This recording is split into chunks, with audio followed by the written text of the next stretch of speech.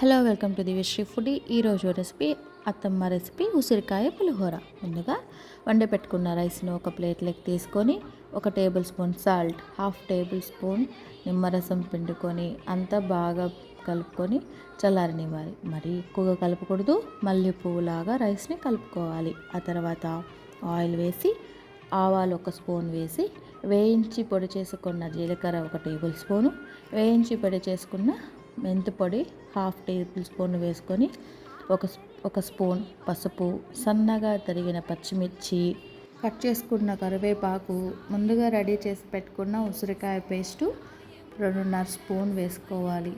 ఈ పేస్టు ఏ విధంగా తయారు చేసి స్టోర్ చేసుకోవాలి అనేది ఇంకొక వీడియోలో క్లియర్గా చూపిస్తాను. బాగా వేయించిన తర్వాత కట్ చేసుకున్న కొత్తిమీర వేసి 1 స్పూన్ సాల్ట్ వేసి బాగా కలుపుకోవాలి.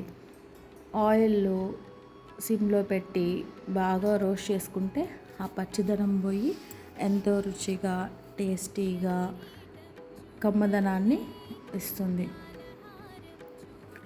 ఉసిరికాయలను డైలీ తినలేరు కాబట్టి పేస్ట్ లాగా చేసుకొని జ్యూస్ లాగా, పులిహోర, పచ్చడి మనం తీసుకోవడం వల్ల హెల్త్కి చాలా మంచిది. వెయిట్ లాస్కి, హెయిర్ లాస్కి చాలా మంచిది. ఇలా సీజన్లో వచ్చే వాటిని మనం స్టోర్ చేసుకొని హాయిగా వాడుకోవచ్చు. తర్వాత వేయించి పక్కన పెట్టుకున్న పల్లీలను అందులో వేసుకొని కలుపుకొని స్టవ్ ఆఫ్ చేసుకుంటే పక్కకు తీసి పెట్టుకోవాలి. ఆ తర్వాత పక్కన తీసి పెట్టుకున్న రైస్ తీసుకొని మనం తయారు చేసి పెట్టుకున్న పులిహోర పదార్థాన్ని అన్నంలో వేసి బాగా కలుపుకోవాలి. నేను ముందుగా చెప్పినట్టు మల్లెపువ్వులాగా కలుపుకోవాలి. నేనైతే దీన్ని చేత్తోనే కలుపుతాను. స్పూన్తో కలపాలనుకున్న వాళ్ళు కలుపుకోవచ్చు. అంతా కలిపి ముద్ద నోట్లో పెట్టుకుంటే కమ్మగా, పుల్లగా, తింటుంటే ఇంకా తినాలనిపించేలాగా ముద్ద ముద్ద అద్భుతంగా ఉండే పులిహోర రెడీ అయినట్టే.